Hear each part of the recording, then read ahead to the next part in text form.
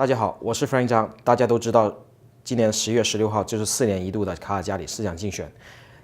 这几年来，卡尔加里一些市政问题也是近年来被华人社区所讨论的，比如说地税不断增长，治安状况大不如前，市政府领导和人民群众沟通脱节等问题。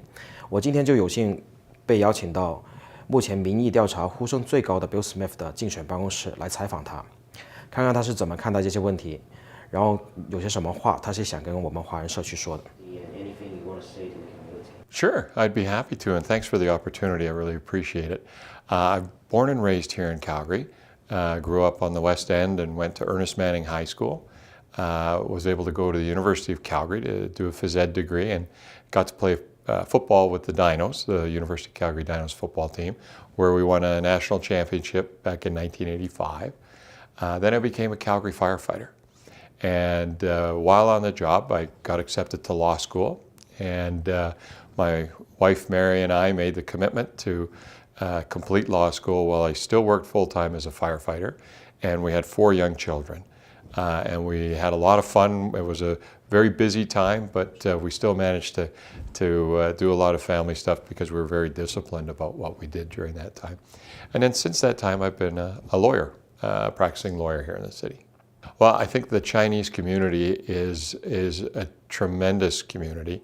They're a cornerstone of our city, and I'm very grateful for all that they've done for us historically, and I look forward to working side by side with the Chinese community to help them achieve their goals here in Calgary.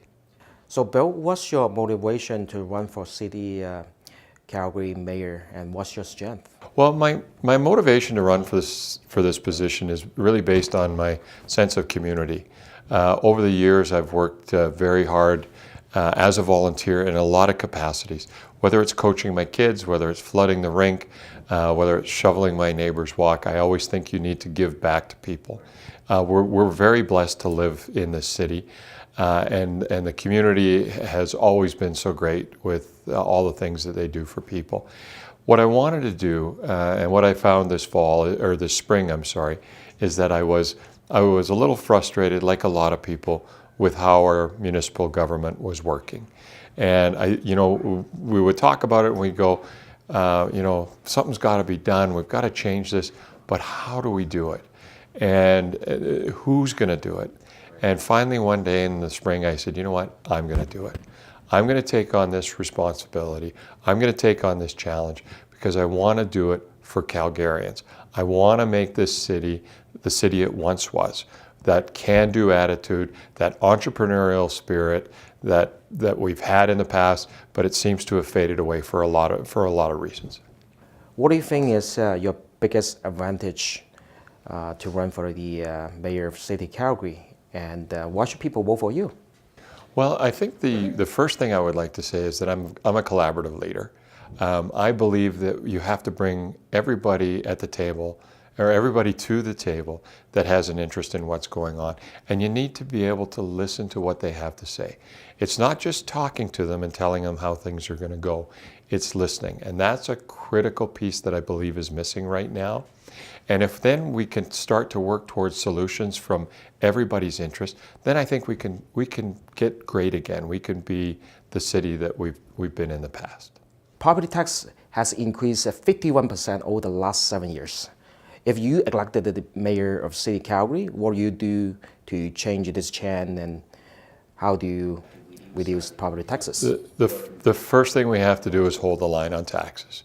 You know, a 51% increase for property taxes, and business taxes have gone up somewhere between 70 and 120% in the last 7 years. It's too big of a burden for us to bear. We have to get a handle on costs at City Hall. It's just critical. That's the first thing that we have to do.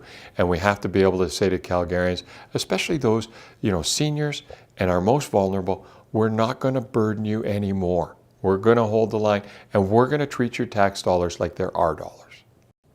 People talking about public arts.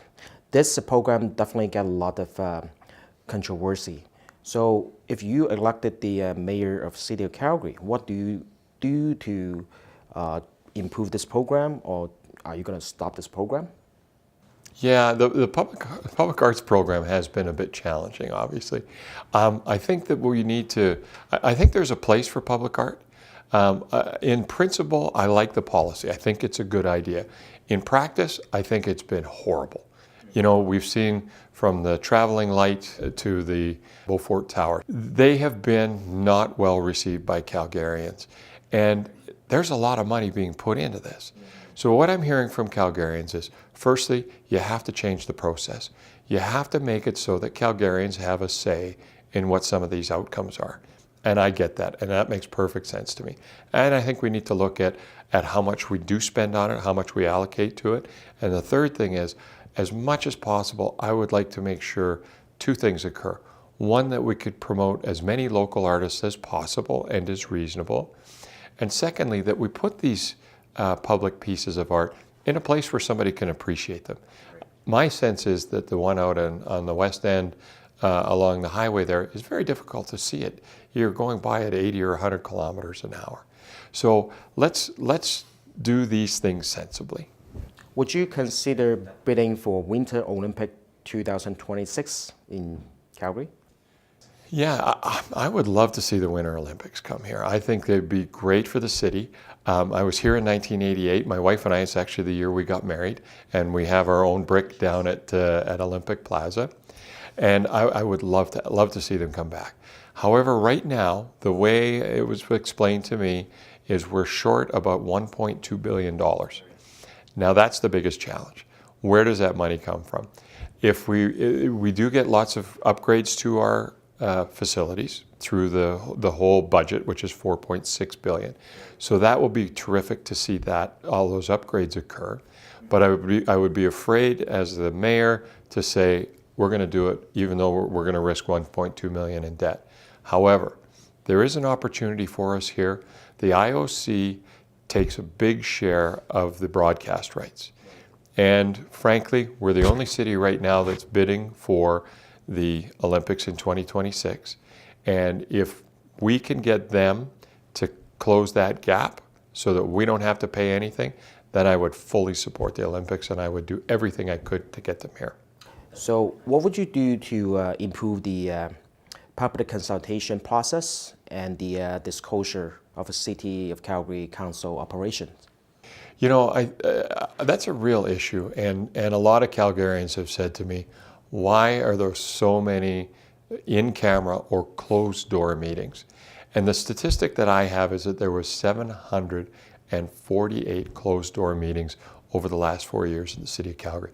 To put that in perspective, the City of Toronto had 18. Much bigger city, 5 times the size, I believe, of Calgary, had 18. We had 748. We don't know what's going on behind closed doors. And I hear consistently from Calgarians from all quadrants of the city, what is the city doing? You know, they've made this decision and they're forcing it on us. And it goes from everything from density to buses, bus lanes, and bike lanes even, where people don't feel like they've been a part of the discussion. They're told they get to go to a public consultation and they get to choose option 1 or 2. If it doesn't fit within what the city proposes in option 1 or 2, too bad.